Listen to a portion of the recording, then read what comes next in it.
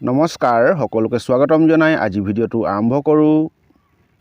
১ number প্ৰশ্ন, জল গৱেষণা আৰু ব্যৱস্থাপনা সংস্থাৰ ক'ত অৱস্থিত? ক নম্বৰটো শুদ্ধ, গুৱাহাটী। ২ নম্বৰ, অসমৰ জাপি শিল্পৰ মুখ্য প্ৰতিষ্ঠান ক'ত অৱস্থিত? গ নম্বৰটো শুদ্ধ, নলবাৰী। ৩ নম্বৰ, মহামায়াৰ থান অসমৰ কোন জিলাত অৱস্থিত?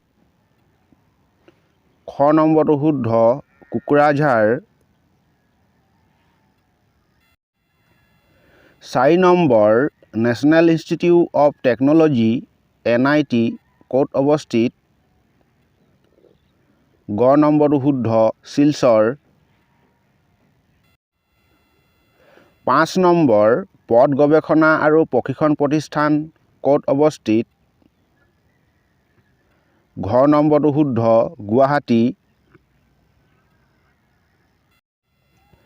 ৬ নম্বৰ, আঠখেলীয়া নামঘৰ অসমৰ কোনখন জিলাত? ক নম্বৰটো শুদ্ধ, গোলাঘাট। ৭ নম্বৰ, ৰঙা নদী আৰু নীলা পাহাৰৰ দেশ বুলি কাক জনা যায়? ক নম্বৰটো শুদ্ধ, অসম। ৮ নম্বৰ, পুৱামক্কা ক'ত অৱস্থিত? গ নম্বৰটো শুদ্ধ, হাজোত। ৯ নম্বৰ, অসমৰ সাংস্কৃতিক ৰাজধানী বুলি কোনখন জিলাক কোৱা হয়? ঘ নম্বৰটো শুদ্ধ, যোৰহাট।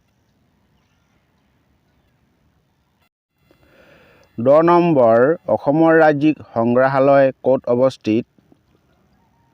খ নম্বৰটো শুদ্ধ, গুৱাহাটী। এনেধৰণৰ প্ৰতিযোগিতামূলক ভিডিঅ' পোনপ্ৰথমেই পাবৰ বাবে চেনেলটো লাইক এটা কৰি ছাবস্ক্ৰাইব কৰি ল'ব আৰু কাষৰ বেলটো দবাই ন'টিফিকেশ্যনটো অন কৰি ল'ব। ১১ নম্বৰ, দীপৰ বিল কিহৰ কাৰণে বিখ্যাত? গ নম্বৰটো শুদ্ধ, পক্ষীৰ বাবে।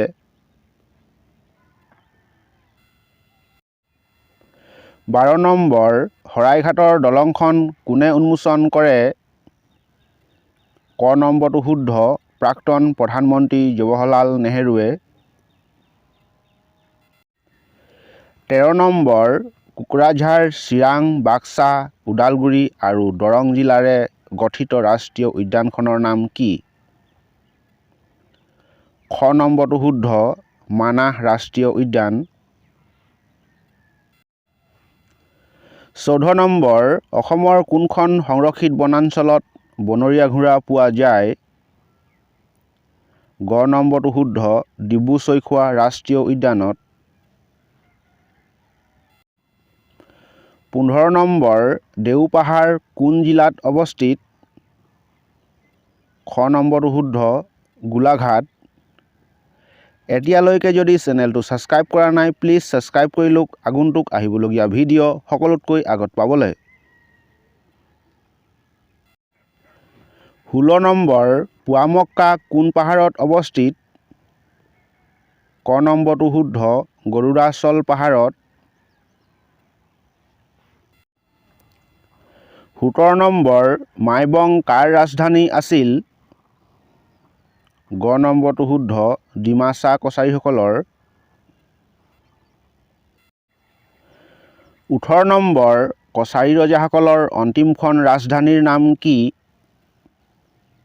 খ নম্বৰটো শুদ্ধ, খাছপুৰ। ১৯ নম্বৰ, কোনে কামাখ্যাত তামঘৰ সাজে? ক নম্বৰটো শুদ্ধ, কমলেশ্বৰ সিংহৰ দিনত। ২০ নম্বৰ, বিনিময় প্ৰথাৰে পতা মেলাখন কি? খ নম্বৰটো শুদ্ধ, জোনবিল মেলা। ২১ নম্বৰ, বন প্ৰশিক্ষণৰ কেন্দ্ৰ ক'ত অৱস্থিত? গ নম্বৰটো শুদ্ধ, মাকুম।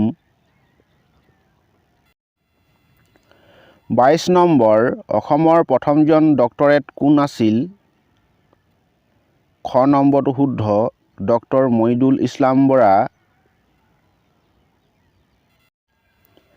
23 নম্বৰ অসম চিকিৎসা মহাবিদ্যালয় কিমান চনত প্ৰতিষ্ঠা হৈছিল? গ নম্বৰটো শুদ্ধ, 1948 চনত। 24 নম্বৰ অটল অমৃত অভিযান আঁচনিৰ দ্বাৰা সামৰি লোৱা ৰোগৰ সংখ্যা কিমান? গ নম্বৰটো শুদ্ধ, 6টা। 25 নম্বৰ আয়ুষ্মান ভাৰত বীমা আঁচনিৰ দ্বাৰা বছৰি কিমান টকালৈ চিকিৎসাৰ সুবিধা আগবঢ়োৱা হয়? ক নম্বৰটো শুদ্ধ, 5 লাখ।